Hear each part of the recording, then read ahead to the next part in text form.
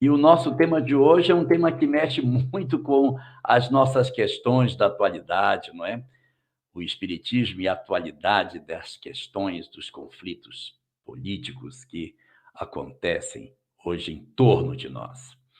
E isso nos remete necessariamente a uma pergunta básica. A pergunta é: política e religião podem se misturar ou não? É razoável misturar política com religião? A resposta mais exata para essa pergunta é: depende. Depende? Depende.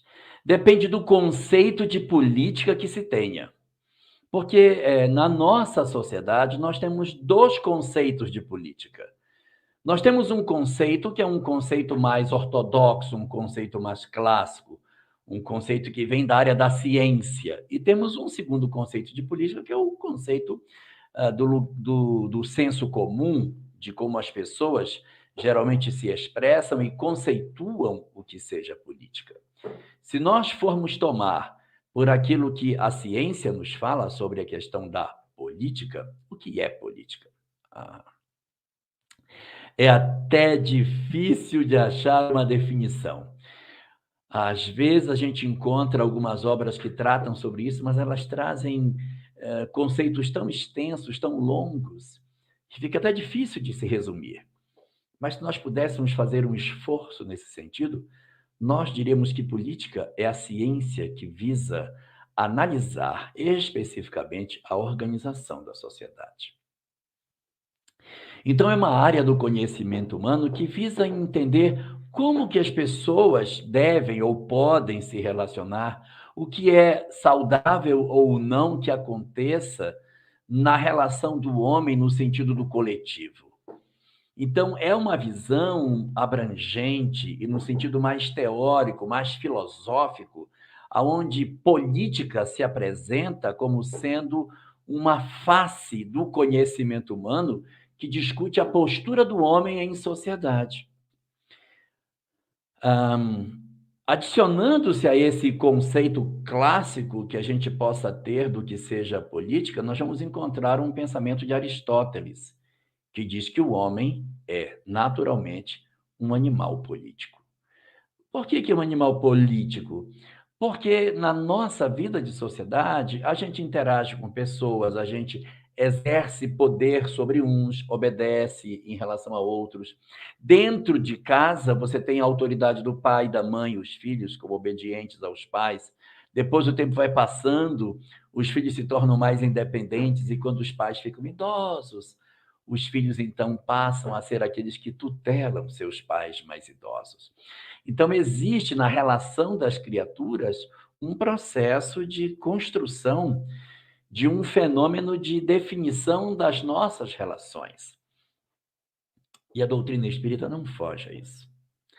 Ela não foge a isso porque as leis morais são, na verdade, um tratado de política. As leis morais são, porque elas falam como devem viver os homens, que tipo de relação nós devemos manter. É justo que exista determinados fenômenos na nossa sociedade, e aí eu vou puxar alguns, por exemplo. O que pensa o espiritismo da escravidão? A posição do espiritismo sobre a escravidão, ela evidentemente esbarra em aspectos políticos, que é da relação das pessoas, da relação da sociedade, da interação entre os indivíduos. Quando a doutrina espírita discute a questão dos direitos do homem e da mulher, está esbarrando num outro espaço também, que diz respeito às políticas. Então, na hora da lei do trabalho, quando a doutrina espírita discute sobre o limite do trabalho, o repouso, e a necessidade do repouso, não estaria também aí sendo apresentada uma face também de aspecto político da doutrina espírita?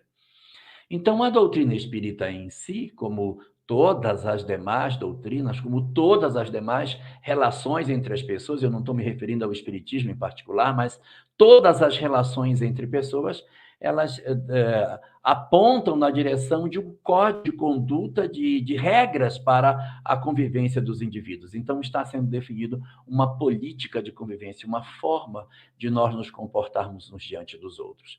Se nós olharmos por esse ângulo, política não é uma coisa que se deva se afastar, ao contrário. Nós devemos discutir, até porque as leis morais nada mais são do que a discussão da organização entre as criaturas, da forma como a sociedade deve viver. Mas existe uma segunda definição de política que é muito mais abrangente, que é muito mais falada, que é muito mais usada, e que é aquela que literalmente as pessoas costumam entender quando se fala política. Nós endereçamos o nosso pensamento nessa outra direção, que é a política partidária. A política partidária.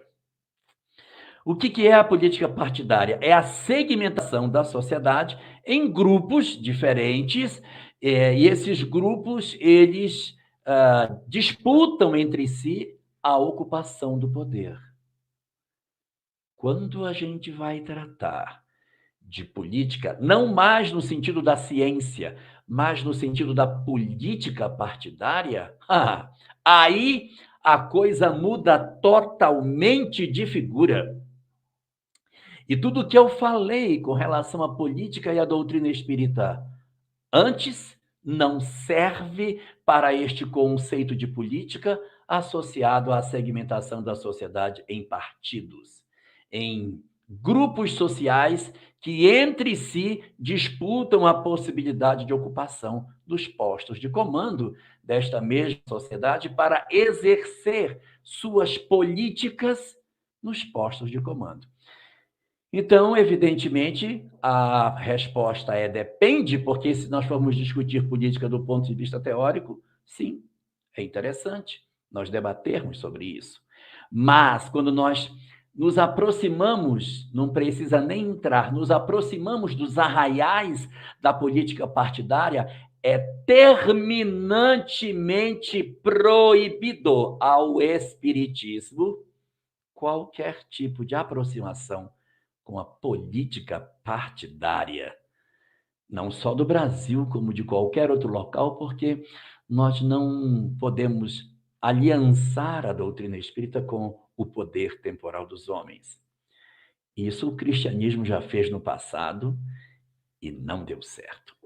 Mas por que dizemos que não é interessante que isso aconteça? De onde se tirou essa ideia de que assim tenha que ser? É porque assim está disposto dentro da própria obra doutrinária, assim está colocado pelo próprio codificador na Revista Espírita, assim comentam os espíritos dentro de O Livro dos Espíritos. Sim, dentro de O Livro dos Espíritos encontramos algumas informações muito preciosas para nós sobre essas questões. Existe, por exemplo, uma parte de O Livro dos Espíritos, mais especificamente o final da obra, o último trecho do Livro dos Espíritos. Ele vem, tem a conclusão de O Livro dos Espíritos, a parte final, aonde vai terminar o livro. Você pega o Livro dos Espíritos, vai lá para o final, procura a conclusão, que é muito longa, e vai no último parágrafo da conclusão. No último parágrafo da conclusão, o último período dentro do parágrafo diz assim: jamais os bons espíritos foram instigadores do mal. Jamais os bons espíritos foram instigadores do mal. Jamais aconselharam ou legitimaram o assassínio. Então, nunca os bons espíritos aconselharam o extermínio de quem quer que seja bebê, seja feto, seja adulto, seja criminoso, seja qualquer pessoa, seja idoso, não legitimaram o assassínio e nem a violência, seja violência verbal, violência pelas redes sociais, violência física, agressão, qualquer tipo de forma que agrida as pessoas. Quem exerce as funções de instigar o mal, de legitimar o assassínio e a violência, não são os bons espíritos, tá? porque os bons espíritos não fazem esse tipo de atitude, eles não têm esse tipo de política. Então, olha só, eu vou pegar do começo para que a gente retome. Jamais os bons espíritos foram instigadores do mal. Jamais aconselharam ou legitimaram o assassínio ou a violência. E aí vem a parte que mais nos interessa. Jamais estimularam os ódios entre os partidos. Eu vou ler de novo. Jamais estimularam os ódios entre ou dos partidos, nem a sede de riquezas, nem a sede de honras, nem a avidez pelos bens da terra.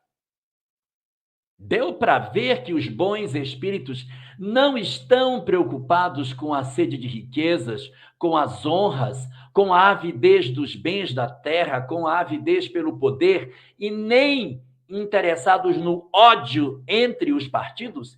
Então, se existe alguém que estimula isso, não são os bons espíritos.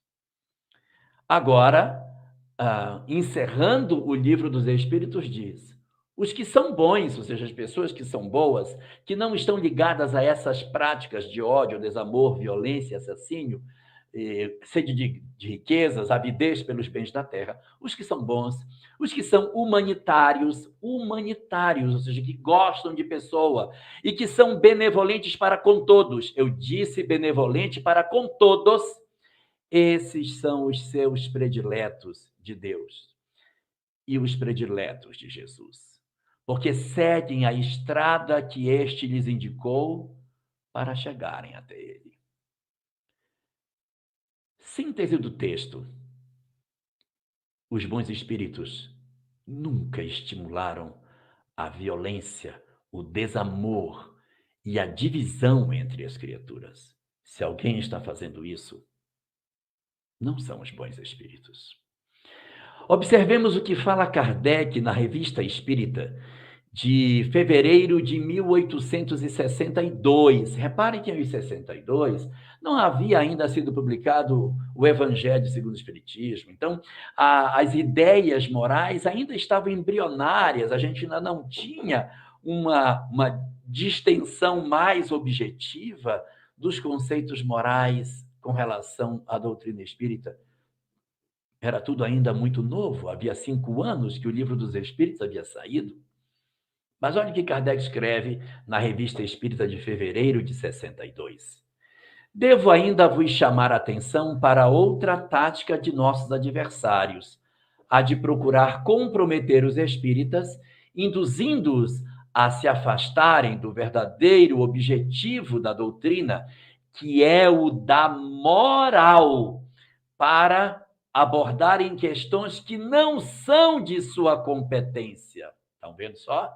Que não são de sua competência e que poderiam, com toda razão, despertar suscetibilidades e desconfianças. Então, o foco do espiritismo é moral, mas os inimigos do espiritismo, eles tentam colocar a doutrina para se ocupar de coisas que não são seu objeto e, com isso, criarem pruridos, discussões, desconfianças e ferir a sensibilidade das pessoas, a suscetibilidade delas. E aí Kardec avança nessa discussão sendo mais claro no que ele quer dizer. Olha o que ele fala: também não vos deixeis cair nessa armadilha. Afastai-vos cuidadosamente, perdão, afastai cuidadosamente de vossas reuniões tudo quanto disser respeito à política e às questões irritantes. Nesse caso, as discussões não levarão a nada e apenas suscitarão embaraços. A política que ele está falando aí não é a política como ciência, é a política partidária. Enquanto ninguém questionará a moral quando ela for boa. Quer dizer, você vai discutir essas coisas e esquece de a moral, que é muito mais interessante. Procurai, pois, no Espiritismo aquilo que vos pode melhorar. Eis o essencial. Quando os homens forem melhores, as reformas sociais verdadeiramente úteis serão uma consequência natural. Então, o que está querendo dizer Kardec nas entrelinhas? Que as transformações sociais, elas decorrerão naturalmente de um processo de revisão dos conceitos humanos, sem a necessária obrigação de nós levantarmos a clava da violência para estabelecermos as nossas ideias, sem que necessariamente isso seja objeto da doutrina espírita.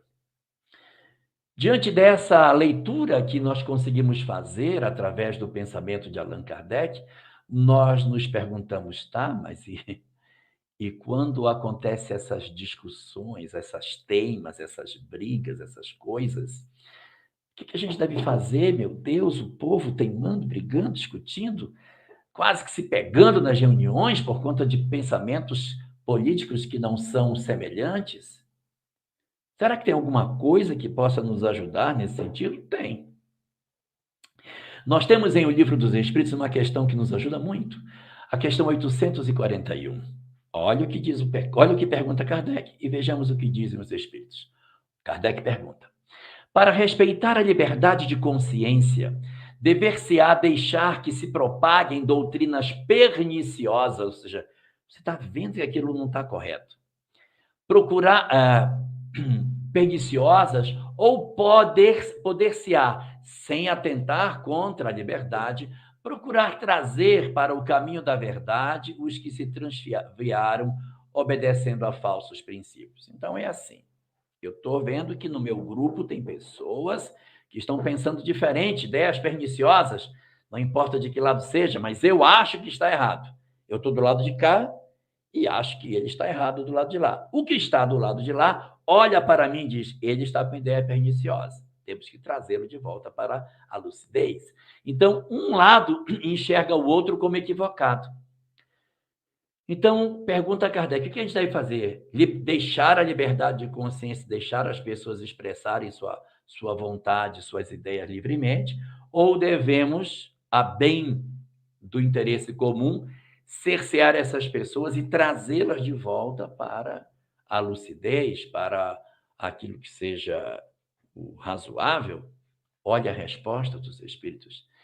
Certamente que podeis e até deveis. Quando você enxerga uma pessoa que está torta, você não só deve, não só pode, como deve trazer a pessoa. Então, certamente que podeis e até deveis. Mas, e agora vem o mais importante, ensinai a exemplo de Jesus, servindo-vos da brandura e da persuasão e não da força, o que seria pior do que a crença daquele a quem desejais convencer. Então, não é com violência, com agressão, com briga, com discussão que a gente deve fazer. E aí, os Espíritos concluem a resposta: se alguma coisa se pode impor, é o bem. Se alguma coisa se pode impor, é o bem, vírgula, a fraternidade. Mas não cremos que o melhor meio de fazê-los admitidos seja obrar com violência. A convicção não se impõe. Então, essa resposta reforça o pensamento de que, nas condições em que se apresentem divergências, as nossas ações não podem ser de tentar desconstruir o pensamento de outrem a partir da agressão, da violência, mas nunca poderemos esquecer que somos cristãos.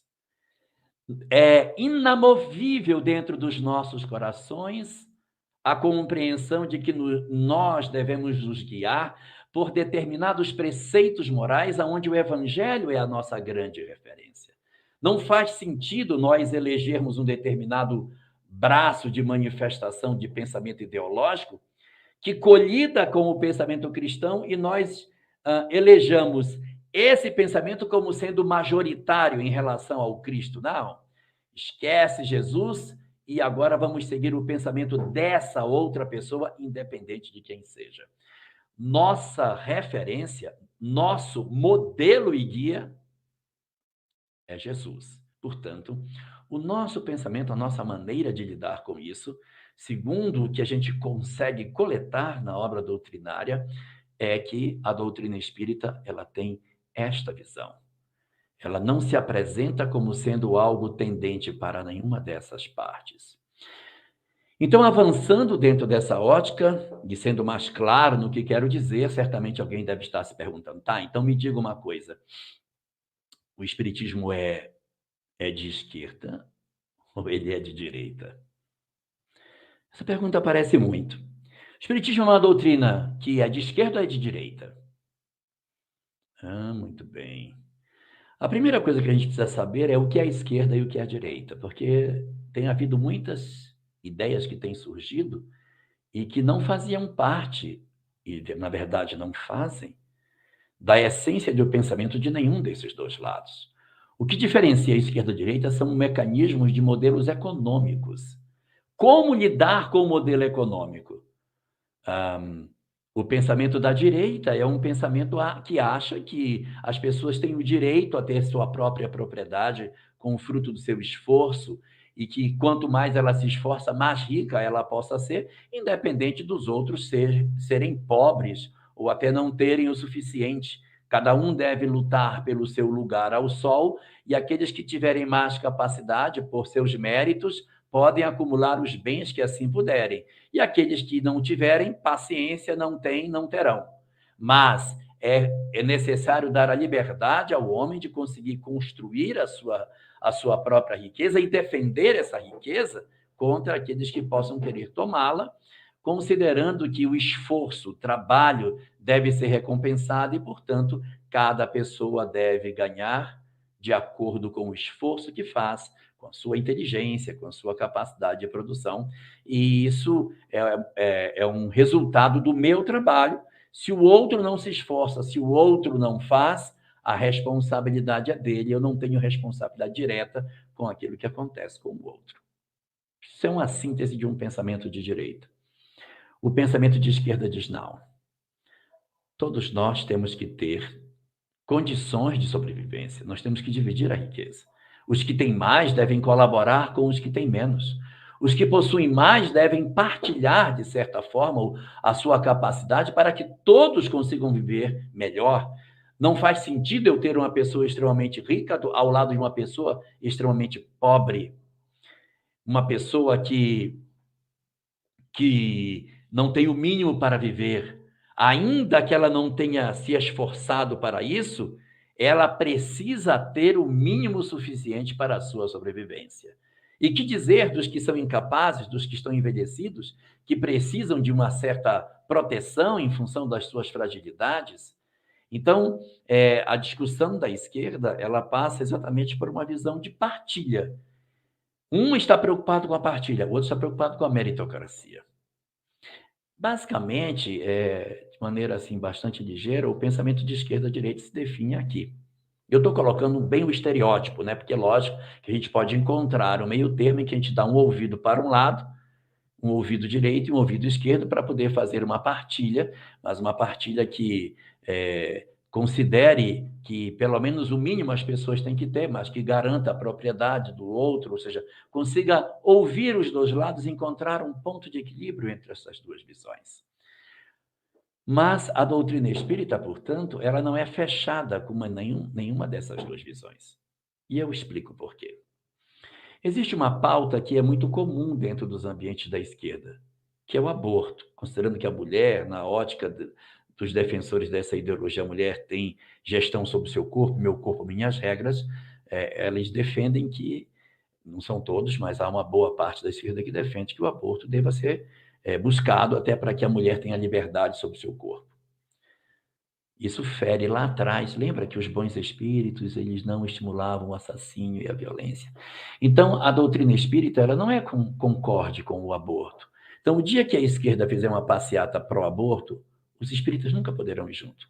Não dá, não conjuga. A mesma coisa acontece do outro lado. Existem muitos segmentos da direita que defendem a pena de morte e acham que ela é válida, que ela tem que ser buscada. Indivíduos que desconstroem a sociedade precisam ser exterminados e tal. O que dizem os bons espíritos? Eles não legitimam o assassinato, o assassínio e a violência. Então, a doutrina espírita ela é a favor da educação. Então, nessa hora, ela tende para um pensamento mais próximo da esquerda. Então, o dia que a direita fizer uma passeata pela pela parte da pena de morte, o Espiritismo também não irá. Também não irá. Todas as vezes que se falar que a gente precisa partilhar as coisas, que a gente precisa con congraçar o que nós temos para que ninguém morra de fome diante de quem tem muito, a divisão de rendas, a divisão da riqueza, que é uma pauta da esquerda, nós vamos encontrar várias questões dentro de O Livro dos Espíritos defendendo essa mesma tese, se alinhando com pensamentos que são próximos da esquerda. E vamos encontrar outras que falam do direito de propriedade, que está colocado lá dentro de O Livro dos Espíritos, que é uma pauta da direita. E isso está colocado lá dentro. Então, você tem coisas de um lado e você tem coisas do outro.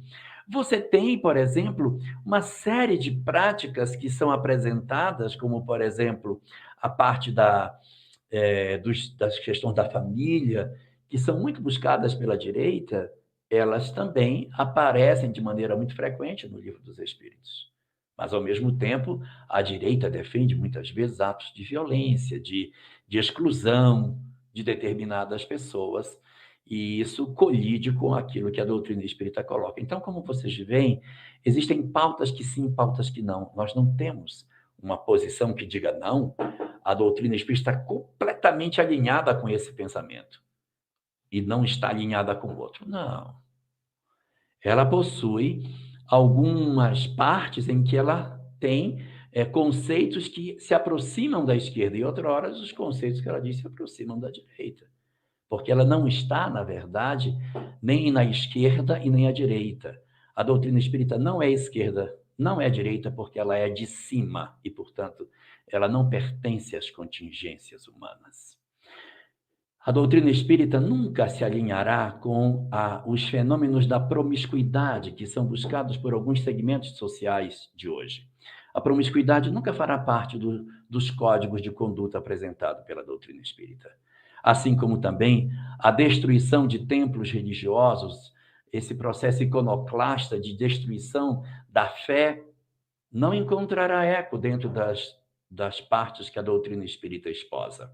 Como também não haverá, dentro do corpo que os espíritos nos propõem, esses processos de aproximação do homem dos fenômenos de uma liberdade excessiva que oferece a eles uma proximidade com as drogas, com uma série de condutas que nós reconhecemos no mundo espiritual como sendo nocivas. Quando nós observamos os resultados que colhemos no mundo espiritual pelos vícios que temos na Terra, não dá para nós abonarmos vícios do lado de cá. Então, determinadas pautas que são apresentadas e que são oferecidas, de repente, como sendo até uma novidade do ponto de vista político, porque elas não constituem raiz do pensamento nem da esquerda e nem da direita. Se você for olhar na história, você não vai encontrar a promiscuidade, a liberação de drogas ou coisas semelhantes no histórico do pensamento da esquerda. Nós temos algumas movimentações hoje que são nesse sentido, mas elas não constituem esse pensamento. Elas não fazem parte de verdade do esteio do pensamento daqueles que consideram que a divisão de rendas precisa ser partilhada. Mas isso tem a ver com a doutrina espírita. E o que é que a gente poderia encontrar de orientação para o movimento espírita? Que é diferente. A doutrina é o pensamento filosófico, a estrutura filosófica do espiritismo. Agora, quando a gente vai para o movimento espírita, que é a organização dos homens para a divulgação dessa mensagem, dessa doutrina, que orientações a gente consegue encontrar nas diversas obras doutrinárias? Bom, a primeira de todas elas, e não poderia ter outra, é que cabe ao movimento espírita seguir a doutrina espírita. Então, o que aponta a doutrina espírita? O movimento espírita precisa alinhar-se com isso. Portanto, o movimento espírita não pode ser partidário. O movimento espírita não pode fazer eleição por partido político. Em outras palavras, não pode também sequer existir um partido de espíritas. Eu me filiei no Partido dos Espíritas. Os espíritas não constituirão um partido político. Eles estarão, mas diluídos nos diversos partidos, Mas um partido de espíritas não faz muito sentido, porque ah, o movimento espírita deve se manter apartidário dentro dessas questões. Qual é o resumo disso? Não se pratica política partidária dentro da casa espírita. O que significa não praticar política partidária dentro da casa espírita? Significa que nós nem defendemos e nem atacamos quem quer que seja. Nós não utilizamos o espaço da casa espírita para defender partidos, ou atacar partidos, ou defender pessoas, ou atacar pessoas. Mas por que isso? Olha lá em cima o que a gente leu. Dá uma lida lá em cima. Os bons espíritos jamais estimularam a violência, nunca legitimaram o assassínio, a posse das riquezas, a ambição pelos bens da terra. Então, não se pode fazer, dentro da casa espírita, alusão às políticas partidárias que existem do lado de fora da casa espírita. Não se traz para dentro da casa espírita esse tipo de discussão. Não se utiliza a tribuna para fazer qualquer menção, positiva ou negativa, à política partidária. Não se distribui objetos que se refiram a um partido específico. Não se promove nenhum tipo de corrente, de divulgação, de publicação que atrele o espiritismo, o movimento espírita ou qualquer casa espírita que seja a qualquer partido. O movimento espírita não deve se aproximar. Não faz parte dos nossos códigos de conduta, ou seja, não faz parte da política espírita envolver-se em política partidária. Não é política espírita isso. Então, isso não significa dizer que a gente vai ser alienado. Significa que a tribuna espírita ela é sagrada.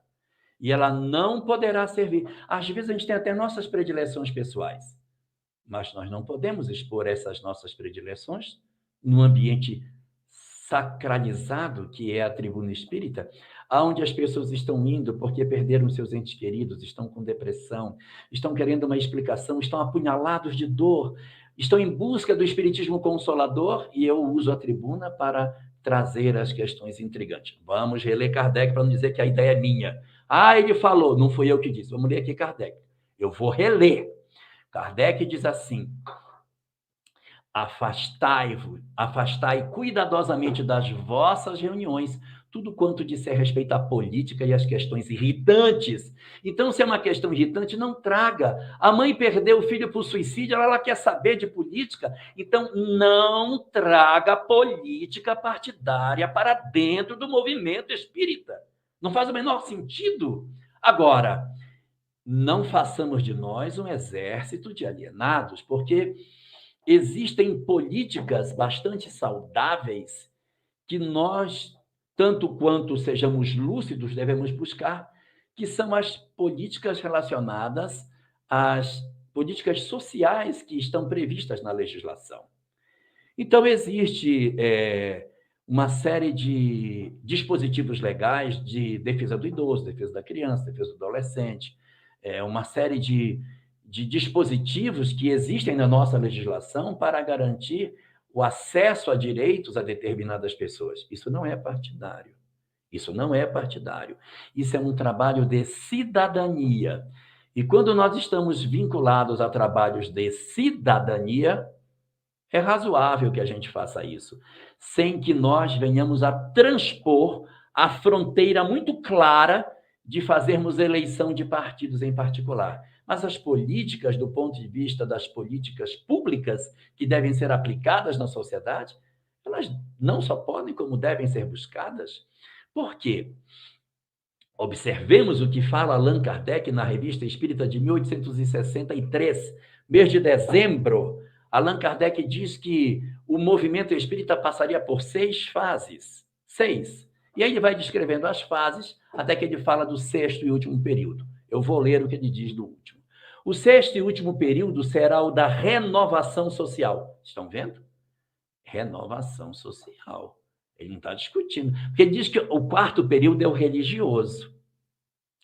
Depois virá um período intermediário, que é uma transição para o último período, o período da renovação social, em que o Espiritismo se entenderá como isso. Olha só, o sexto e último período será o da renovação social, que abrirá o século XX. Ele acreditava que no século XX isso aconteceria. Não aconteceu. Nessa época, todos os obstáculos à nova ordem de coisas desejadas por Deus para a transformação da Terra terão desaparecido. A geração que surge, que era a geração nova, que ele achou que o século XX ia fazer, mas não fez, a geração que surge, imbuída de ideias novas, estará em toda a sua força e preparará o caminho que deve inaugurar a vitória definitiva da união, da paz e da fraternidade entre os homens, confundidos numa mesma crença pela prática da lei evangélica. Pela prática da lei evangélica. Puxa, mas esse é de 1863, não tinha nem o Evangelho segundo o Espiritismo, mas Kardec já tinha a percepção de que a lei evangélica seria a referência para a conduta dos homens. Esse modelo é um modelo baseado na ideia de uma sociedade mais fraterna, mais coletiva, muito próximo dos pensamentos da esquerda. Mas não os segmentos da esquerda que possuem algumas posturas que colidem com o evangelho, mas essa da partilha, do dividir, do estar junto, de sentar, de nos considerarmos irmãos, isso é plenamente legítimo. Então, essa parte chamada da renovação da humanidade, ela é um fruto final da expansão do pensamento espírita, estendendo sobre a terra a fraternidade, o amor e a partilha, a comunhão, a vida em harmonia, aonde ninguém vai morrer de fome. Isso é muito próximo de um pensamento que a gente, às vezes, tem dentro de alguns segmentos político-partidários. Mas, ao mesmo tempo, vem uma canga dentro desses pensamentos políticos de questões que não são doutrina espírita. Então, por isso, o cuidado de nós não nos aliançarmos com os partidos, porque eles podem nos cooptar. E, ao mesmo tempo que existem princípios que são alinhados com o espiritismo, existem outros que não são. Não é o partido político que nos convence que eles estão certos. A doutrina espírita já tem muito clara quais são as suas referências de conduta. E ela observa as movimentações dos homens e diz: isso é coerente comigo, mas aquilo ali não é. A doutrina espírita não está para ser rifada, nem o movimento espírita para ser rifado, nem cooptado por nenhum segmento político, partidário. Nós não estamos à venda, nem para ser alugados. Nós somos um movimento que temos muito claro quais são as nossas diretrizes de conduta. E quando algumas coisas se assemelham com as nossas, nós não vamos nos aliançar com os outros, porque ao se aliançar, nós nos aliançamos com o que está parecido e também com o que está diferente de nós. Da mesma forma, quando a gente vê algumas propostas que a doutrina espírita e o movimento têm sobre a questão da família, da busca da harmonia, de uma série de valores que dizem respeito às tradições judaico-cristãs, as pessoas dizem: olha, isso parece muito com certas ideologias partidárias que estão hoje. Mas nós não devemos nos aliançar partidariamente. Por quê? Porque esses partidos que possuem determinadas partes que se aproximam da doutrina espírita, possuem também outros ranços que não fazem parte do pensamento espírita. Então, a gente não faz esse acoplamento. Nós não nos acoplamos, nós não vendemos, não nos aliançamos, não alugamos os nossos corações para nenhuma ideologia. E aí vou repetir o que eu já disse. A doutrina espírita e o movimento espírita já tem muito clara quais são as suas políticas com relação ao aborto, à pena de morte, ao suicídio, à eutanásia, casamento, separação, sobre as questões diversas da vida humana, já está muito claro para nós. Nós não estamos procurando ninguém para nos convencer e dizer: realmente isso é bom, vamos para ali. Nós não vamos, porque nós temos uma diretriz clara e definida. Então, portanto, o movimento espírita também precisa se manter apartidário. Mas existem políticas públicas que podem ser vividas pelo movimento espírita. Sim, claro. A nossa Constituição Federal trouxe um instrumento muito poderoso, que é o controle social, os conselhos de direito, Conselho da Criança e do Adolescente, Conselho da Mulher, Conselho do Idoso, Conselho da Seguridade Alimentar. Nossa, são inúmeros os conselhos que existem hoje e que funcionam dentro dos municípios, nos estados, dos municípios com muito mais intensidade, porque a vida acontece no município. Então, a participação das casas espíritas nos conselhos de direito é uma coisa interessante. Isso não é partidarismo, mas é nós estarmos juntos nas discussões sobre morador de rua. Vai ter um conselho dentro da cidade, de repente, para discutir as políticas para morador de rua. A gente vai para lá, toma assento, discute no conselho, debate, coloca as nossas posições, não para sair dali como trampolim para vereador, não para isso, mas para poder utilizar da nossa capacidade de influência para sensibilizar as autoridades, para colocar um albergue, para melhorar a condição dos moradores de rua, para oferecer algo de melhor, para garantir, olha, tem um conselho na cidade que é o Conselho Antidroga. O movimento espírita, eu queria participar, eu quero um assento, eu quero discutir as políticas de droga do município. Volto a dizer, isso não é política partidária, isso é política pública, isso é política no sentido abrangente. Então, é plenamente razoável que o movimento espírita participe desse espaço, desses debates que tem que acontecer, porque nós temos contribuições excelentes para serem oferecidas nesses espaços, onde muitas vezes as pessoas que estão ali podem não ter tanta convicção quanto ao bem, quanto ao que deve ser feito. E, puxa, quanta contribuição o movimento espírita pode dar nesses espaços. Portanto, conselhos de direito não são práticas equivocadas em termos de doutrina espírita. Agora, o próprio plano de trabalho da Federação Espírita Brasileira, ele tem 9 diretrizes. A última das diretrizes é essa: o engajamento do movimento espírita nos trabalhos de cidadania. Nos trabalhos de cidadania, que envolve os conselhos de direito. Então, vejam que para a doutrina espírita, nada. Para o movimento espírita, há partidarismo, mas, se assim quiser, uma participação dentro dos conselhos de direitos, uma participação nas políticas públicas. Eu sei que meu tempo esgotou, mas eu vou falar. E para os espíritas, o que dizer? Ai, os espíritas. Os espíritas não são o espiritismo. Os espíritas não são o movimento espírita. Então, os espíritas, enquanto pessoas, enquanto indivíduos, eles possuem uma outra perspectiva do ponto de vista de participação política. Por quê? Porque aos espíritas está plenamente facultado o engajamento político partidário deles. Sim, claro, os espíritas podem se filiar, podem concorrer, podem se eleger, podem ser políticos grandes ou pequenos. Nós temos vários personagens do movimento espírita que participaram da política do país, e isso não os denegriu. Então, portanto, nós não podemos ter a leitura de que o movimento espírita, o espírita não pode ser... Pode. Eu não disse deve, eu disse pode. E por que pode? Porque existem pessoas que não têm pendor político. Aí você vai forçar a pessoa que não tem pendor político a participar de política? Eu não gosto. Então não vá, meu filho. Se você não gosta, não vá. Tem muitos lugares para você exercer a sua influência na sociedade. Mas, se você gosta, vá. Vá, entregue-se, participe, se filie no partido, se candidate, concorra, se eleja e trabalha em prol do coletivo. Então, se você tiver pendor político, vá em busca dos seus sonhos. Engaje num partido político e vá trabalhar. Mas olha o que eu estou dizendo, vá vocêzinho, você vai para lá e vai participar do movimento. Mas é você que vai para lá. Agora, sempre que nós nos aliançarmos a um partido político, nunca esqueçamos, nós não somos, se assim fizermos, um político espírita. Nós somos um espírita político.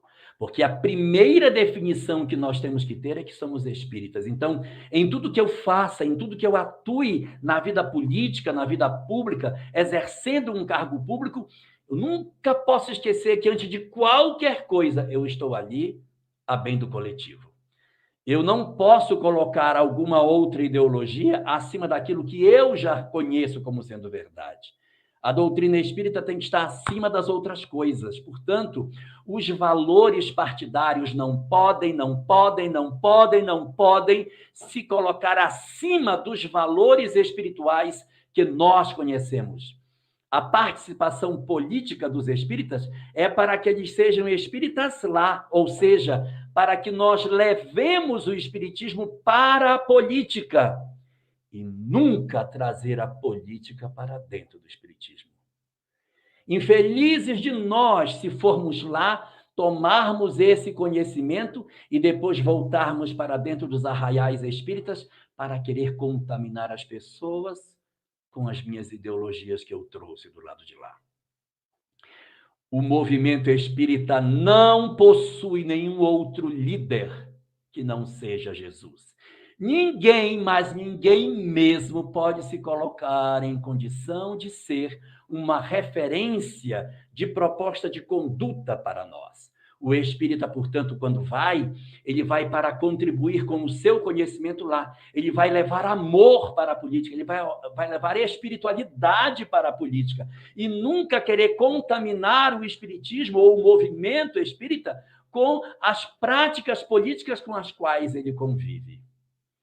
E ainda temos duas recomendações para as pessoas, para os espíritas.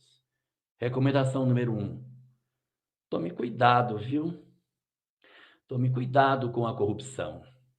Nós não sabemos as fragilidades que temos. Existem muitas pessoas que, mesmo sendo espíritas, ao se aproximarem do ambiente político, elas se corrompem.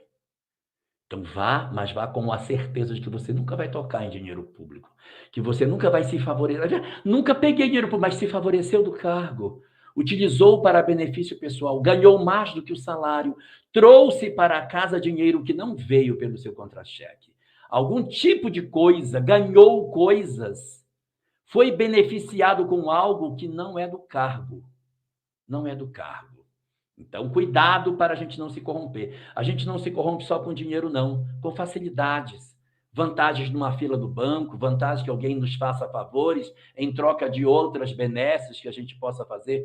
Olho vivo, quem estiver no ambiente público, fique bem esperto para não ceder aos convites sedutores que o poder nos oferece. E o último dos convites, cuidado com o ódio. Não ataque pessoas. Seja um político que não agride. Seja um político que não ofende as pessoas, que não promove a violência na sua fala. Ah, mas se eu não fizer isso, não vai mudar. Nosso problema não é mudar o mundo. Nós não estamos aqui para mudar o mundo. Estou aqui para mudar quem? O meu vizinho? Não. Nós estamos aqui para nos mudarmos. Ah, mas aí vai demorar. Que demore. Que demore. O nosso papel é exercer o bem, porque o bem não pode usar as armas do mal para fazer a transformação do mundo.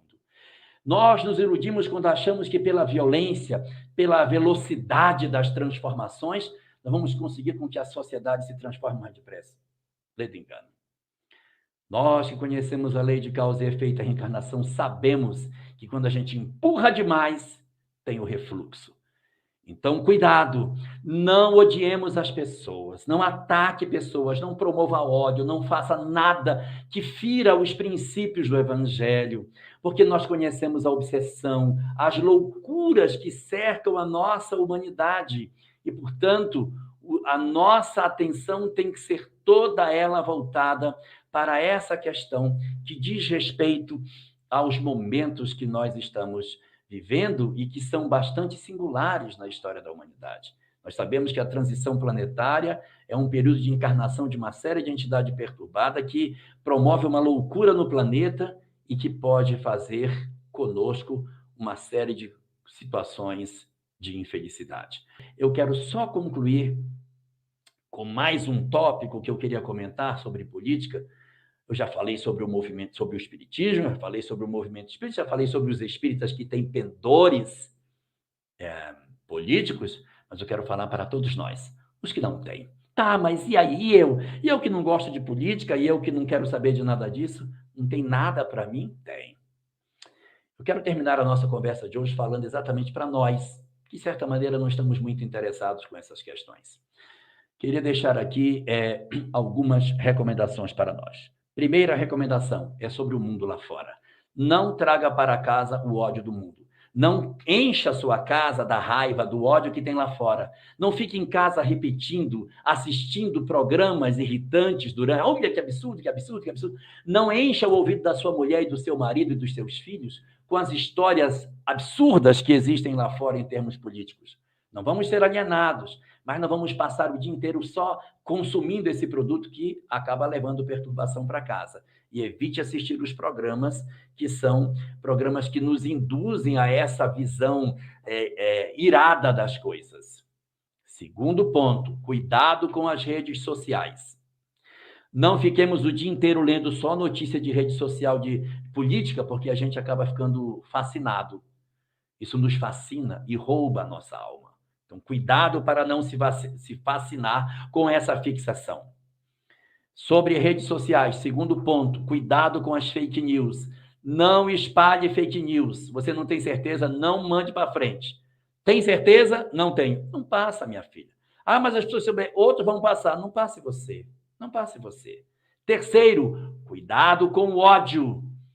Ah, mas fulano faz coisa errada. Problema dele. Quando nós odiamos, nós estamos errados. Eu posso estar certo como eu for, mas se eu odiar, eu estou errado.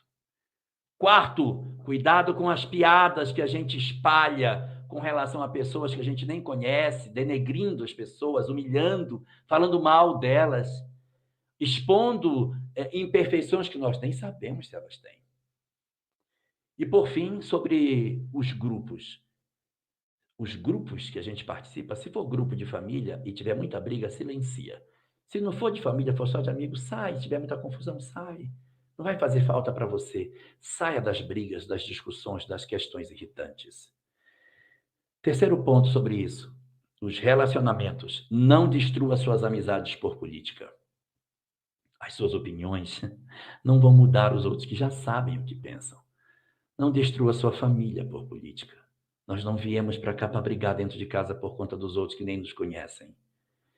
Nunca ofenda a honra de ninguém. Nunca publique nada que ofenda a honra dos outros. E nunca esqueça, se você agredir, você não está a serviço do bem. Às vezes as pessoas pensam, sim, mas e quem está certo? Quem está certo é a esquerda ou a direita? Tudo bem, o espiritismo não é a esquerda nem a direita, mas quem está certo? Quem está certo é quem não odeia. Se eu sou direita e eu odeio, estou errado. Se eu sou esquerda e eu odeio, eu estou errado.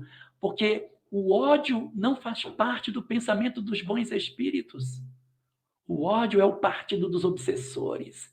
Eles estão estimulando um lado e o outro. Briguem, briguem, briguem. O que eles querem é que nós briguemos. Eles não querem que a gente senta e diga o que você pensa é correto, viu? Isso está certo. E é de um lado, mas o que você também pensa está correto. A gente pode encontrar um ponto de meio termo aqui. Essa visão saudável nós estamos perdendo em função desses extremismos que nós estamos vivendo e nós, como espíritas, podemos ser os elementos para desatar esses nós. Ficando nas discussões, ele tem razão, ele também tem razão, mostrando que é possível diálogo entre os lados, evitando essa polarização e se abraçando com um e atacando o outro. Não entremos nos grupos que debatem para estimular ainda mais a polarização, mas aprendamos a dar razão de parte a parte para desarmar essas articulações do ódio. E, por fim, nunca esqueça, preserve sua casa. Culto do Evangelho no lar, oração sistemática, leitura de obras edificantes e procurar, sempre que possível, viver em paz dentro de casa, porque esse é o nosso grande propósito. Nós podermos viver em sociedade, vivermos em família, exercendo as nossas predileções sem atacar ninguém. Se eu, para defender a minha ideologia, eu precisar ferir outra pessoa, não tenha dúvida. Ainda que o seu propósito seja bom, você está errado. Porque nunca se poderá defender uma ideia correta querendo agredir as pessoas. De onde eu tirei essa ideia? Dá uma olhada para as cruzadas. Você acha que é certo?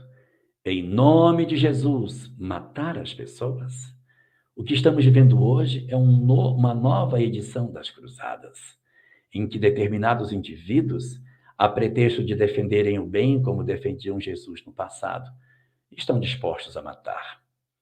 Não caiamos nessa cilada que nós já caímos historicamente no passado. Nós não estamos numa nova cruzada.